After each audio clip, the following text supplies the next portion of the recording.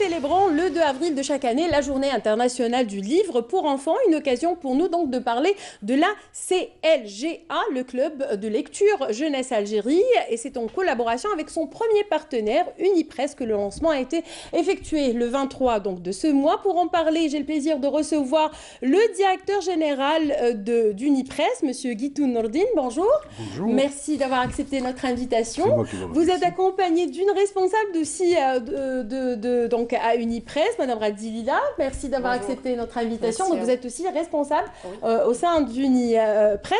Alors, Unipresse, on va peut-être commencer par expliquer ce que c'est que Unipresse. Monsieur Guitoun.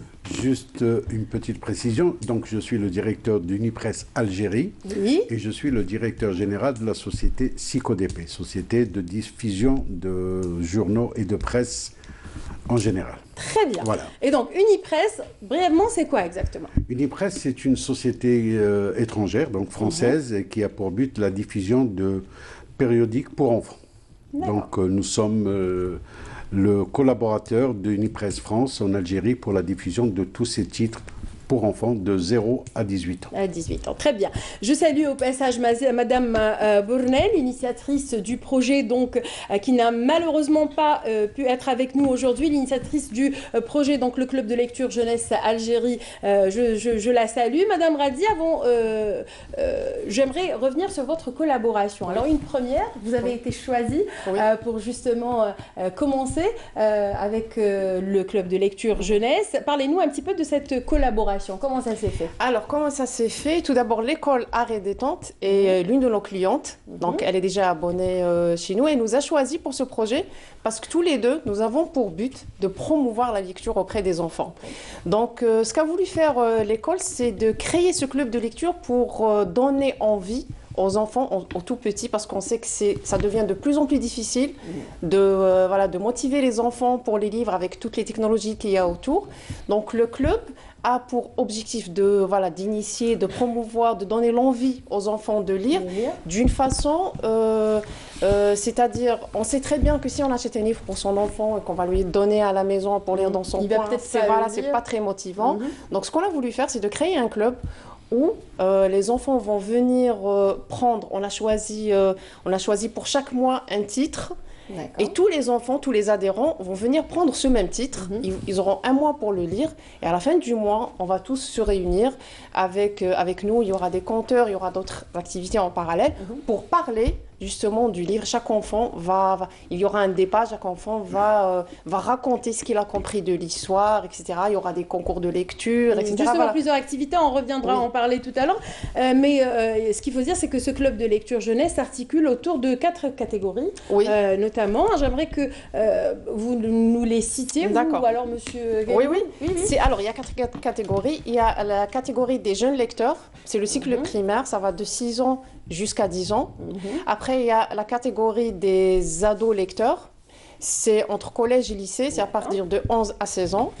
Il y a la catégorie des parents lecteurs, c'est pour les tout petits, ça commence de 18 mois jusqu'à 5 ans. C'est ce qu'on appelle les lectures accompagnées. Voilà, c'est les lectures accompagnées parce qu'on sait qu'à cet âge-là, l'enfant, même s'il sait prendre un livre, mais il ne sait pas encore lire, donc là, ça sera aux parents d'accompagner les enfants. Et on a le club Les Fans de bande dessinée parce qu'on sait très bien que chez les jeunes, ça marche très bien, les bandes dessinées. Donc voilà, donc on a pensé à créer ces 4 catégories autour du club. Monsieur Guénou, vous avez accueilli, j'imagine, le projet avec grand enthousiasme puisque vous avez accepté d'y participer et d'être les premiers partenaires de ce club de lecture. Parlez-nous un petit peu de votre... Voilà, comment vous avez perçu l'idée? Vous qui baignez, j'imagine, toute votre carrière dans le monde des livres et des éditions. Ce n'est pas une idée, c'est une vocation. Notre société avait pour but justement de la promotion de la lecture. Et nous avons, depuis une vingtaine d'années, essayé d'apporter notre savoir en essayant d'amener la lecture au niveau des écoles. Malheureusement, si je dois le dire, au niveau des écoles publiques, on n'a pas beaucoup le choix. Par contre, nous avons essayé de percer par le biais des écoles privées. Et nous avons une sorte de Facebook qui nous permet donc de toucher une autre part de population, qui nous a permis aussi d'être intéressants et intéressés. Et aujourd'hui, notre rôle premier, c'est essayer d'amener les enfants à lire. Parce que nous avons constaté qu'aujourd'hui, les enfants ne lisent plus. Ne lisent plus, ils ont soit la tablette, soit les smartphones. Et vous le savez très bien que ça peut perturber, surtout au niveau de la petite enfance. Nous avons des revues qui s'adressent même un peu moins à partir de 9 mois. Même si Madame Maradi a expliqué, même si les enfants ne savent pas lire, nous incitons les mamans à faire leur lire. Inculquer cette culture. Il y a des couleurs, il y a des chiffres, il y a des lettres, ça leur permet. Et nous avons voulu, par notre rapport, essayer d'amener cette gestuelle, amener l'enfant à toucher le livre. C'est ce qui manque aujourd'hui et nous constatons malheureusement les gens, enfin plutôt les enfants n'arrivent plus à lire ou ne lisent plus du tout. Et alors qu'on dit qu'un enfant qui lit, c'est un enfant qui pense, c'est ça? Un enfant qui pense. Voilà. Donc, et moi, j'ai une formule quand certaines mamans sont en face de moi, je leur demande: est-ce que vous voulez que votre enfant soit le plus beau ou le plus intelligent? Donc malheureusement aujourd'hui, c'est notre rôle d'essayer d'amener ce plus et d'amener les mamans à être beaucoup plus à l'aise. Absolument, parce que ça manque. C'est très, très important. Et nous avons constaté aujourd'hui aussi dans les écoles, peu de bibliothèques existent. Donc nous essayons, nous... C'est peut-être, voilà, en voyant le manque d'intérêt que l'enfant a, que vient ce manque de, peut-être pas assez de ce n'est pas le manque d'intérêt, c'est que les parents ne sont pas encore conscients. Au lieu de mettre des jouets, ils devraient mettre entre leurs mains des livres ou des revues. Parce que nous avons aussi toute une gamme de revues qui s'adressent de 0 jusqu'à 18 ans. Et vous avez à ce moment-là, si vous mettez entre les mains de votre enfant, à partir d'une année, vous êtes sûr que votre enfant est sauvé. Plusieurs activités en marge, bien sûr, de ce club de lecture, notamment tout le mois. Alors, concours et quiz, ateliers, il y a plusieurs je veux dire, activités. Allez-y, parlez-nous, développez. C'est ce qu'on a prévu de faire. Bon, l'ouverture, ça a été pour le 23 mars. On a commencé avec un atelier de marionnettes pour détendre un peu les enfants, pour que les enfants n'aient pas l'air que c'est un truc trop sérieux, qu'on va leur obliger pour se familiariser avec l'endroit, etc. Après, nous avons prévu pour chaque mois faire un spectacle en parallèle. Ça pourrait être des rencontres avec les auteurs, parce que nous sommes le premier partenaire, mais l'école aimerait bien aussi avoir d'autres partenaires locaux pour pouvoir justement que les enfants puissent avoir une rencontre avec les illustrateurs. Il y a un manque terrible quand même, il y a une absence terrible aussi de part il faut le dire, des maisons d'édition. Exactement. Ça, il faut souligner notre émission aussi. Bon, quelque part, on lance un appel, c'est l'occasion. Bien sûr. On lance un appel pour qu'il y ait des partenaires davantage, pour qu'ils s'intéressent à ces initiatives-là. Parce que au début, nous avons voulu créer ce club pas seulement pour la lecture française, c'était prévu pour que ça soit de la lecture française, en anglais et en arabe. Voilà, on en a besoin.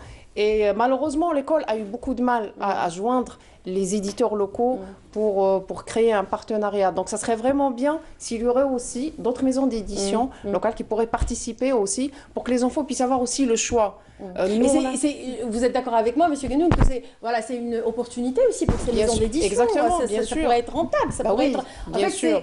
Comme on dit, c'est à double, je ne sais plus comment on le dit, mais je veux dire, les deux seront bénéfiques. Ça sera bénéfique pour les deux. Oui, bien sûr. Les deux pourront trouver leur compte. Voilà. On parle de la promotion, mais comme Mme Radi l'a dit, il y a un manque au niveau de la langue arabe, la langue tamazight qui n'existe pas, par exemple, pour enfants. On reste toujours sur l'enfant. Malheureusement, il n'y a que le livre français ou la revue française, mais il n'y a pas dans le domaine pédagogique des petits livres pour enfants, soit en tamazight, soit en arabe. Donc, c'est déplorable. Comment adhérer ? Alors, comment adhérer? Qui peut adhérer? Comment adhérer? Tous les enfants peuvent adhérer. L'adhésion se fait au niveau de l'école. L'adhésion, c'est à Bebersen. D'accord. Et vous êtes aussi sur Facebook. Enfin, le club jeunesse est sur Facebook. Il est sur Facebook. Il y a pour faire l'inscription. Il y a tous les détails pour faire l'inscription. Donc, les parents peuvent déjà remplir un formulaire de pré-inscription sur la page Facebook. La page, c'est Club Lecture Algérie. Et après, se diriger à l'école, vers l'école. Elle se trouve au centre-ville de Bab Hassan, c'est très facile à trouver. Il y a un numéro de téléphone aussi où on peut éventuellement... Oui, sur la page Facebook, il y a toutes les coordonnées. Il y a toutes les informations, il y a le mail, le numéro de téléphone, etc. Après, voilà, l'adhésion peut se faire au niveau de l'école et ça peut se faire tout au long de l'année. C'est-à-dire, même si c'est une adhésion d'une année, ça ne veut pas dire que, voilà, on a commencé le 23 mars, que ceux qui n'ont pas pu l'opportunité de s'abonner le 23 mars... C'est pour dire que vous ouvrez réellement les portes. Exactement, que vous ne fermez pas ces portes, que c'est pas, je veux dire, restreint, que les places ne sont pas limitées. Vous êtes là, vous ouvrez, vous tendez la main bien sûr, pour que les parents puissent s'intéresser. Franchement, c'est j'allais dire, une démarche louable. C'est excellent que vous-même, autant que Unipresse, puisse tendre la main, puissiez donc tendre la main à ce genre de démarche. Bravo à vous. Merci aussi au nom de tous les parents parce que c'est très très important. Je vois que vous êtes venus avec beaucoup de livres pour enfants. On pourrait éventuellement et brièvement passer en revue les plus, j'allais dire... ce qu'on a choisi justement, ce qu'on a choisi pour le club. Nous avons par exemple la collection Moi je lis tout seul. Je ne sais pas si on peut... Voilà, on peut regarder. Moi je lis tout seul. Alors c'est vraiment pour les débutants. Voilà, c'est pour les débutants. C'est des livres où le livre commence par présenter les personnages, par présenter le lieu où se passe l'histoire. Après voilà, on voit bien que il y a vraiment des petites phrases, c'est super bien illustré. Et à la fin, nous avons même des petites questions de compréhension des jeux et des questions de compréhension, voilà, qui permettent aux enfants de voir s'ils ont bien compris. Et c'est aussi, par exemple, autour de ça qu'on peut faire le débat à la fin du mois, que chaque enfant va répondre aux questions et va donner son avis. Nous avons aussi ce genre de roman de type aventure. Nous avons que les enfants aiment tout ce qui est pirate, tout ce qui est aventure, imagination. Comme le disait Monsieur Guénou tout à l'heure, au lieu d'acheter des jouets, voilà. Exactement, bien sûr. On reste dans ce monde d'enfants, mais voilà. Nous avons les Martines, les incontournables Martines que tout le monde connaît. Martine.